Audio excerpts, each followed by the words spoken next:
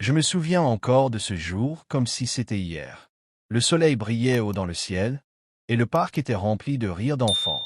Les balançoires grinçaient doucement, les fleurs coloraient les allées, et tout semblait parfait, jusqu'à ce que j'assiste à une scène qui allait bouleverser ma vision de la famille et de la vérité. Au loin, j'ai aperçu une petite fille assise sur une balançoire.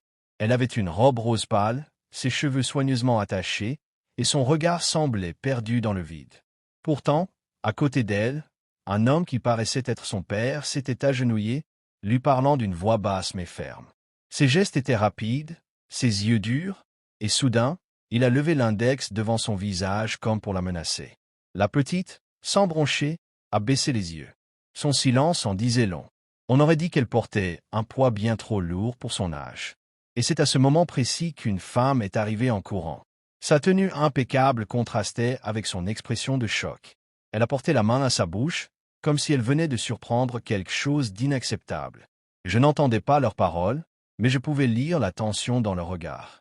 Le père insistait, le doigt pointé vers l'enfant, tandis que la mère, ou du moins, c'est ce que je pensais, semblait abasourdie.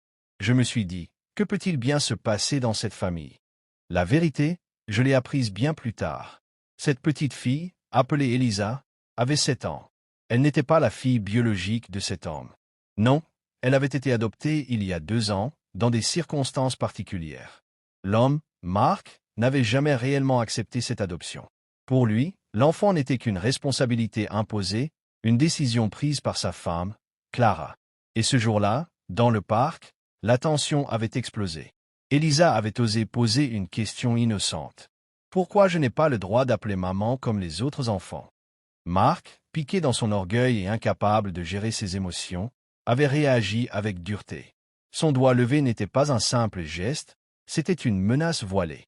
Clara, en arrivant, avait surpris la scène. Pour la première fois, elle comprenait ce qui se passait en son absence. Elle qui croyait que son mari s'occupait de l'enfant avec tendresse, découvrait la vérité. Il ne faisait que lui imposer le silence, la peur et la distance. Je peux vous assurer que ce jour-là, tout a changé. Clara n'a pas crié. Elle n'a pas fait de scandale. Elle a simplement pris la petite Elisa dans ses bras, la soulevant de la balançoire. Et avec une voix calme mais tremblante, elle a dit à son mari, « Plus jamais tu ne lèveras la voix ou la main sur elle. Parce qu'à partir d'aujourd'hui, si tu refuses d'aimer ma fille, alors c'est moi qui refuserai de vivre à tes côtés. » Marc est resté figé. Son regard oscillait entre la colère et la surprise. Il n'avait pas prévu que sa femme choisirait l'enfant plutôt que lui. Mais Clara tenait bon. Elle savait qu'un enfant a besoin d'amour, pas de peur. Elle savait que la dignité d'Elisa valait plus que n'importe quelle promesse d'un mariage qui s'effondrait. Quelques semaines plus tard, Clara a pris une décision radicale. Elle a quitté la maison, emportant Elisa avec elle. Ce fut difficile, les jugements étaient nombreux, les obstacles financiers aussi. Mais elle ne regretta jamais. Parce que, voyez-vous, la petite Elisa a grandi dans un nouveau foyer, entourée de tendresse. Et des années plus tard, quand elle est devenue adulte, elle se souvenait encore de ce moment précis dans le parc. Ce jour où, pour la première fois, quelqu'un s'était levé pour la défendre. Et cette personne, c'était sa maman. Alors, si je vous raconte cette histoire aujourd'hui, ce n'est pas pour juger, mais pour rappeler quelque chose d'important. Un enfant n'oublie jamais la façon dont on le traite. Les mots blessent, mais l'amour guérit. Parfois, il suffit d'un choix courageux pour briser une chaîne de souffrance et donner à un enfant l'avenir qu'il mérite. Les jours qui suivirent cette scène au parc furent lourds de silence dans la maison. Marc n'adressait plus un mot à Clara, et encore moins à Elisa. Il se réfugiait dans son bureau, quittait la maison tôt, revenait tard, comme pour fuir une vérité qu'il ne voulait pas affronter. Mais Clara, elle, voyait le changement dans les yeux de sa fille adoptive. La petite ne parlait pas, mais ses gestes, son regard et sa façon de s'accrocher à elle disaient tout. Elle avait peur. Peur de ce silence, peur de ce rejet, peur de redevenir une enfant qu'on abandonne. Car oui, avant d'être adoptée, Elisa avait déjà connu l'abandon. Ses parents biologiques l'avaient laissée dans un foyer à l'âge de 3 ans.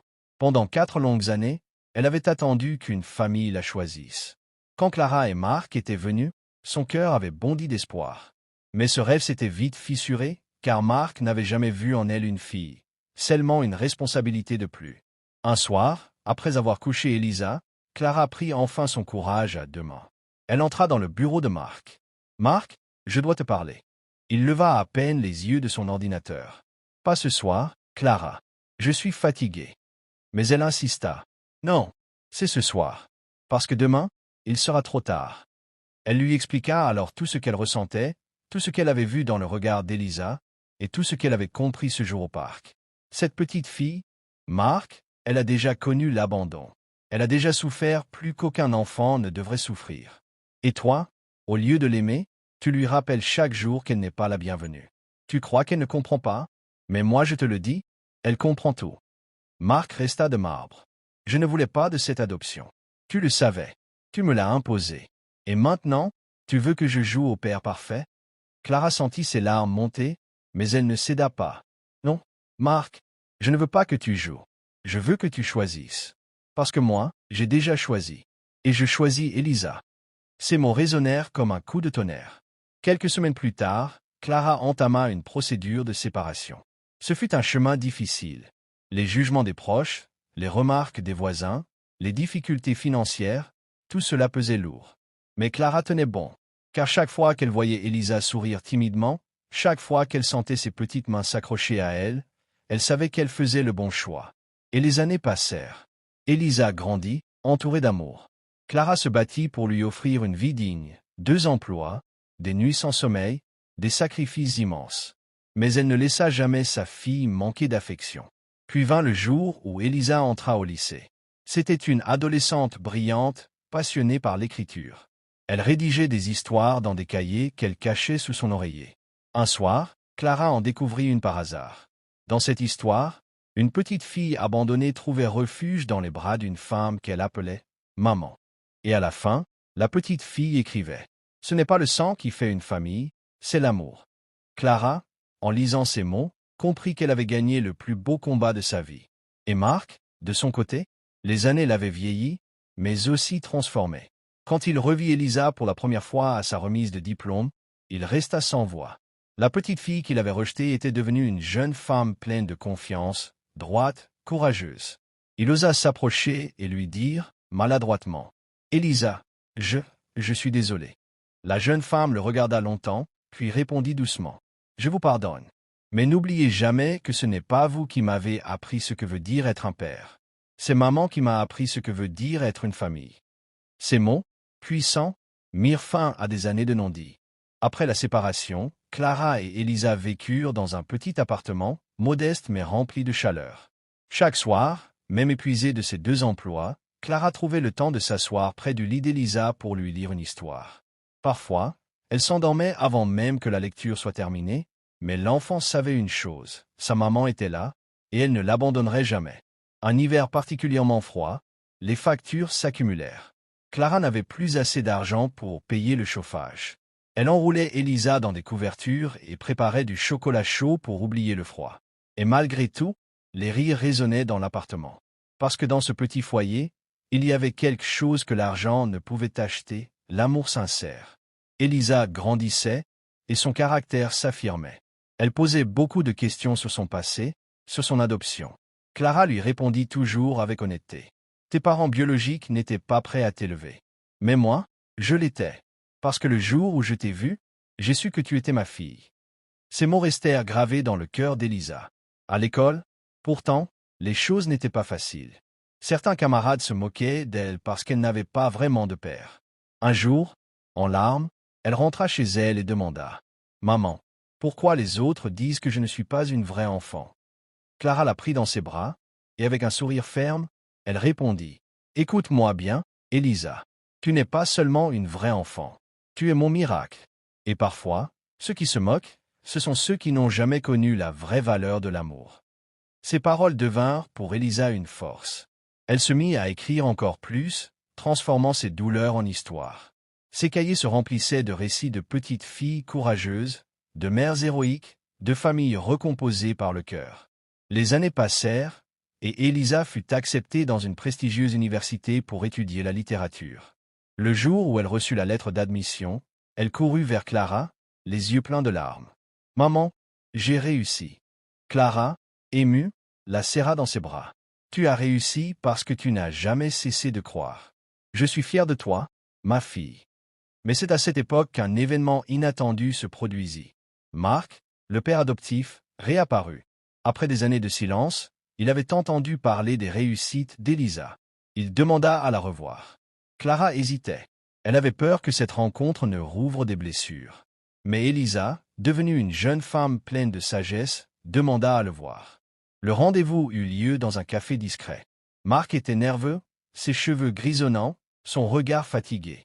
Il baissa les yeux en voyant Elisa entrer. « Tu as grandi, tu es magnifique, balbutia-t-il. Elisa s'assit en silence.